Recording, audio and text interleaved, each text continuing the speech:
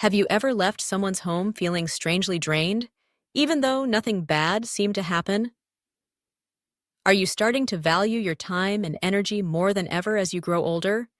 Could it be that some visits are quietly taking more from you than they give back?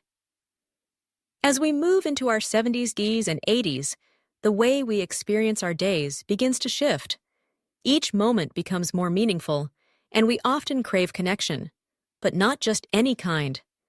We want peaceful, genuine moments, conversations that leave us feeling lighter, not heavier, and relationships that offer mutual care, not silent obligations. But here's a truth many older adults don't speak out loud. One of the most draining habits we develop is visiting others out of routine, guilt, or social pressure, when deep inside, we no longer truly want to. Now, this video isn't about isolating yourself or cutting ties with friends. It's about becoming more mindful and intentional. Because not every visit is good for your body, your mind, or your heart. Today, we're going to uncover 7 powerful reasons why visiting others can slowly wear you down, and why more and more wise older adults are choosing to say no more often, not out of selfishness, but for the sake of their well-being. If you're someone who wants to live smarter, protect your emotional energy, and invest your time in ways that truly uplift you, then stay with me. Each reason we'll explore is something most people won't dare to say out loud, but once you hear them, they might just explain what you've quietly felt for years. Let's begin. Reason number 1, emotional overload.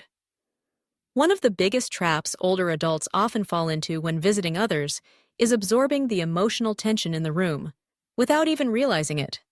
You may arrive at a relative's or friend's home with the simple intention of saying hello, maybe catching up for a bit. But then, something feels off. Maybe there's a subtle tension hanging between family members. Maybe someone's clearly in a bad mood. Or maybe no one even looks up from their phone to greet you. Still, out of habit, you smile. You sit. You stay. You stay polite. You sit longer than you want to. And all the while, something inside you tightens. As we grow older, many assume we become less emotional, but in truth, it's often the opposite. Our emotional sensitivity increases, we feel things more deeply, we pick up on tension faster, and unlike in our younger years, we don't always recover from emotional strain overnight. That lingering anxiety you feel after a stressful visit, that invisible weight in your chest that won't lift for days, that's not weakness, it's your body sounding the alarm. Your nervous system quietly telling you your emotional boundaries were crossed. Older adults are especially prone to something known as emotional flooding. This happens when the environment becomes so emotionally intense, through arguments, passive-aggressive comments, or even just chaotic noise, that your brain shifts into a kind of survival mode. And the tricky part? You may not even notice it in the moment, but hours, or even days, later, you feel strangely drained. You're short-tempered. Your body feels heavy. You might even feel slightly ill. It's not about blaming others. It's about recognizing the real cost of managing a space that doesn't feel emotionally safe. Yet so many seniors continue visiting the same people week after week, out of habit or guilt, even when those visits leave them depleted, not recharged. Take Helen, for instance. She's 74 years old, with 3 grown children. For years, every Sunday was dedicated to rotating between their homes.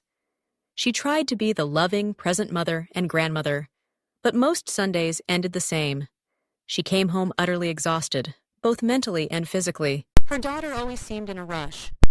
Her son was glued to the TV, lost in whatever game was on. The youngest constantly vented about work stress, and no one, not once, asked Helen how she was doing. Eventually, she made a quiet but powerful change. She ended the Sunday circuit. Instead, she invited each child to her home, one at a time, and only when she truly felt up to it. The result? Her energy returned, her mood lifted, even her health improved. But perhaps the biggest shift, her relationships became richer, more connected, and far more meaningful. The visits were no longer done out of duty. They became intentional, and with that, the emotional exhaustion vanished. You have the right to protect your emotional well-being. You have the right to stop visiting places that leave you feeling less than whole. You have the right to say, "Not this week." And above all, you have the right to protect your heart, because you've earned that peace. Let's move forward. Reason 2. Physical strain and hidden fatigue. Many older adults don't fully realize just how much effort it takes to simply leave the house and go visit someone, especially when the trip involves walking long distances, navigating stairs, or staying alert in unfamiliar or noisy environments.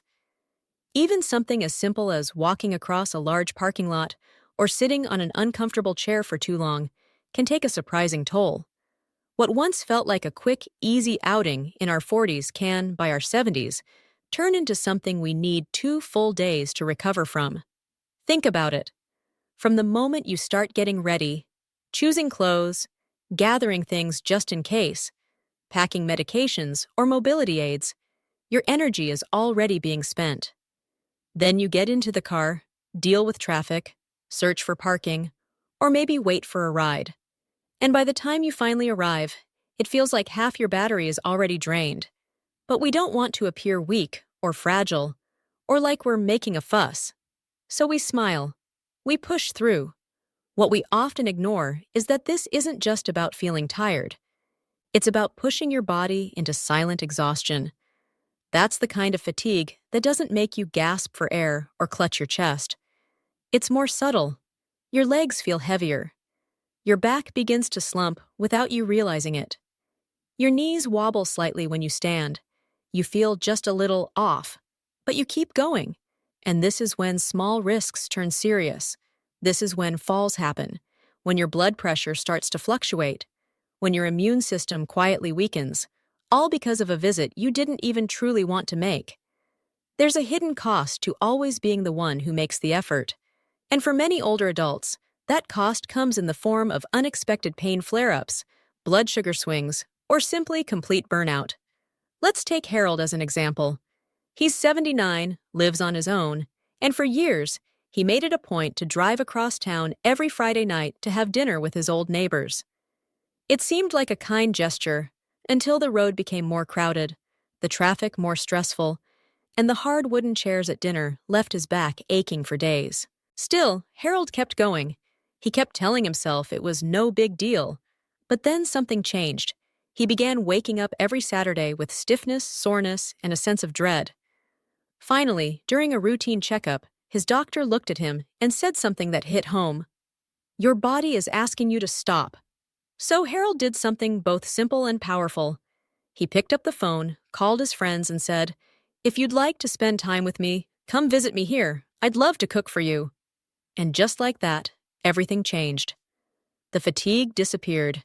His Saturdays became restful again. And most importantly, he felt more in control of his time and energy. You deserve real rest, not just naps or quiet afternoons, but the kind of life where you don't owe anyone your presence at the cost of your health. If a visit leaves you feeling worse instead of better, it's perfectly okay to say no, because peace, comfort, and well-being should always come first. If you're still watching and these insights are speaking to you, I invite you to comment the number 2 below, just to let me know you're here and that this message matters to you. If you haven't subscribed yet, now is a great time to do so, and don't forget to turn on the notification bell. That way, you'll never miss any of our videos. Your support is what helps us keep creating thoughtful, helpful content that informs and uplifts. Now, let's keep going. Reason 3. Unpredictable germ exposure from younger people. When we visit other people's homes, especially those where children or younger adults live, we're often stepping into what could be described as an invisible minefield of germs. And the tough truth is, our aging immune systems just aren't built to fight them off the way they once could. It's not always about someone looking sick. In fact, that's what makes it tricky. Many young people, especially children, carry viruses or bacteria without showing any symptoms. A grandchild might have a slight runny nose or a sniffle they barely notice, but for someone in their 70s, that tiny cold can quickly become a chest infection, bronchitis, or even pneumonia. And unlike in our younger years, when we could bounce back from an illness in a day or two, older bodies often take longer to recover. The symptoms hit harder, the fatigue runs deeper, and in some cases, complications appear that we never expected. Have you noticed this yourself? You go to a family gathering. Everyone's laughing, hugging, and talking close. It feels joyful in the moment, but then, 2 or 3 days later, you wake up coughing or sneezing, or just feeling completely wiped out. No, it's not in your head. It's very real. And it's happening more often than most people realize. After 65, the body goes through changes that make us more vulnerable. Skin becomes thinner, mucous membranes dry out, white blood cells take longer to respond. So, what might feel like a 48-hour bug for a 30-year-old can turn into a full week in bed for someone older. Or worse, a trip to the hospital. Take Sandra, for example. She's 72, and she recently went to her daughter's house to celebrate her grandson's birthday. The place was full of kids, laughter, and noise. She stayed for just a couple of hours. But 2 days later, she was completely knocked down by a cold that turned into a painful sinus infection. When she saw her doctor, he told her the virus she picked up was one that's common in school-aged children. That 2-hour party cost her 10 full days of energy and well-being. This isn't about living in fear, it's about living with wisdom. Spending time with people who are regularly in crowded schools, offices, or public places isn't always as harmless as it seems. You're not being dramatic if you want to avoid that exposure. You're protecting the only body you have. Being mindful about where we go and who we see isn't selfish, it's self-respect. And once you're in your 70s and 80s, self-care isn't a luxury anymore. It's a non-negotiable part of staying well. Let's keep going. Reason 4, energy drain that takes days to recover. Visiting someone might seem like a small, simple act, but for many people between the ages of 65 and 80, even a short social call can leave them feeling more drained than they expected. You get dressed, maybe drive or take the bus.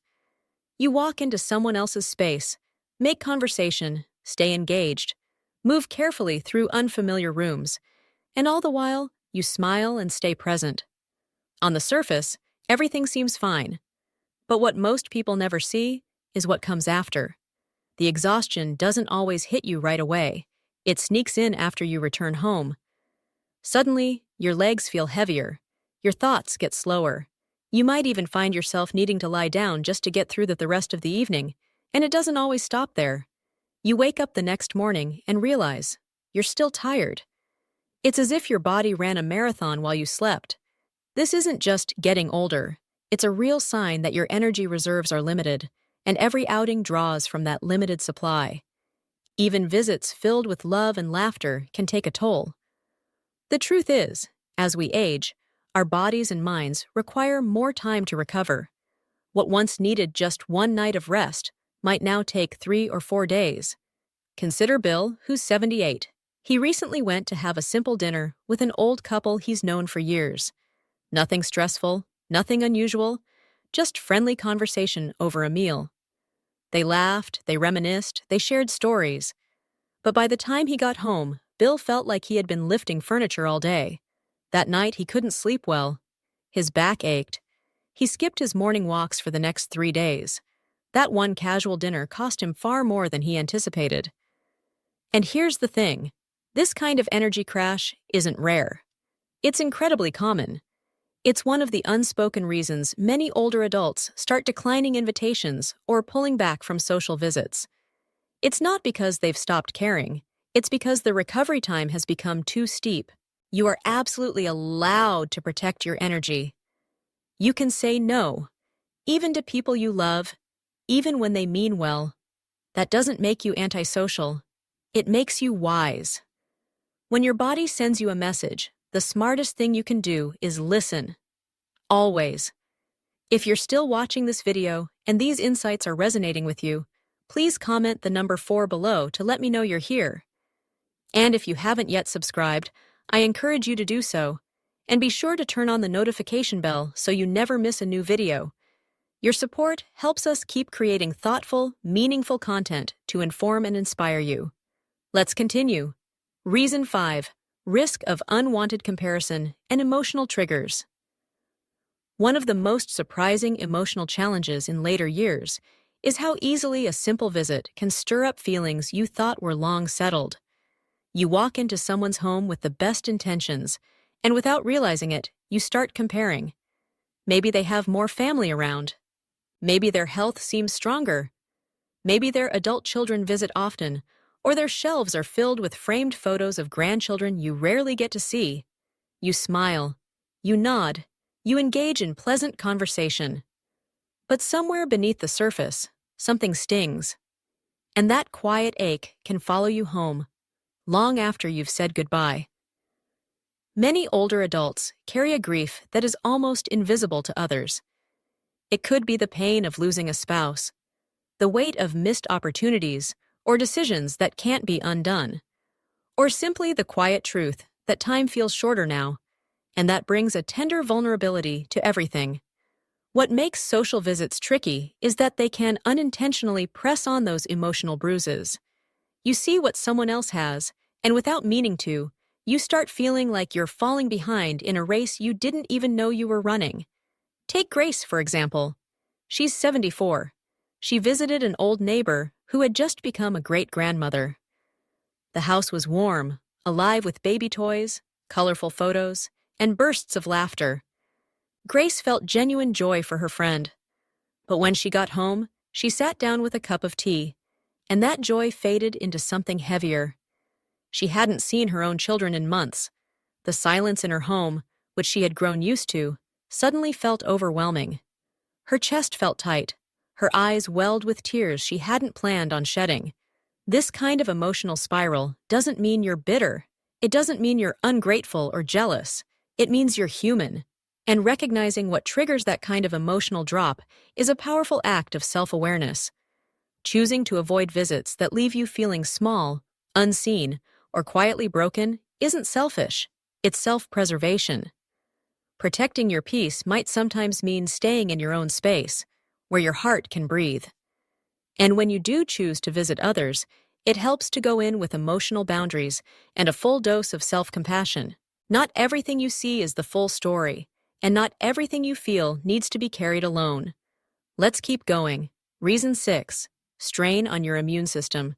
Every time you step into someone else's home, especially during colder months, allergy seasons, or flu outbreaks, your body is being exposed to a new set of germs, allergens, and irritants. These aren't always visible, and they're not always dangerous to younger people. But for those over 65, they can pose real risks. Even small, seemingly harmless things, like a new cleaning spray, dust embedded in the carpet, or pet dander floating in the air, can quietly overwhelm your respiratory system without warning. Take Betty, for example. She's 78 and recently went to her niece's house for a lovely dinner. Everything seemed fine, until later that night. She left with a pounding headache, a runny nose, and wheezing that lingered for days. The cause? A new plug-in air freshener she hadn't even noticed while she was there. At this stage of life, your body is already doing a lot of behind-the-scenes work just to manage your daily needs. So when you expose it to unexpected stressors, even ones as minor as unfamiliar scents or hidden allergens, it only accelerates fatigue and weakens your defenses. And let's be honest, getting sick in your 70s or 80s isn't just inconvenient. It can completely derail your week or more. A mild illness might lead to dehydration, muscle weakness, sleep disruption, or even hospitalization, especially if you already have underlying conditions. That's why choosing to stay home more often, or being highly selective about where you go, is not about missing out. It's about protection. It's about giving your immune system the chance to recharge and avoiding exposure that could throw off your well-being for days or even weeks. You're not being overly cautious. You're giving your body the respect and recovery it deserves. That's not fear. That's wisdom. If you're still with me and finding value in these insights, please comment the number 6 below. And if you haven't subscribed yet, now's the perfect time. Tap that subscribe button and turn on the bell so you won't miss future videos. Your support truly helps us continue creating thoughtful content to inform and inspire. Let's continue. Reason 7. loss of control over your routine. When you visit someone else's home, even when it's a warm, welcoming place, you often find yourself bending your day around someone else's rhythm. You eat when they serve the meal. You sit where they ask. You stay as long as it's polite to stay. And while these things may seem like small adjustments, they can quietly chip away at one of the most valuable things we have in later life: our sense of control. After 65, one of the biggest emotional shifts many people experience is how much routine starts to matter. It's no longer just about habit or convenience. It becomes essential for emotional balance and physical comfort. There's something deeply comforting about waking up at the same time each day, preparing your meals the way you like them, sitting in your favorite chair, reading your favorite book. It's not being rigid. It's honoring the natural rhythm that your body and mind have come to rely on. But when you're in someone else's space, that rhythm is easily thrown off. Maybe lunch is served 2 hours later than you're used to. Maybe the lighting in the bathroom makes you feel unsteady. Maybe the chair hurts your back, or you can't hear well in the room where everyone is talking. You feel a little uneasy. Maybe the room is too loud, or you just can't hear clearly. You find yourself nodding politely through conversations without really catching what anyone is saying. You smile, but inside you feel disconnected. And these little discomforts? They add up. Let's talk about Harold. He's 82 and used to visit his daughter's home every other weekend. At first, it felt nice. A familiar routine, a chance to be with family.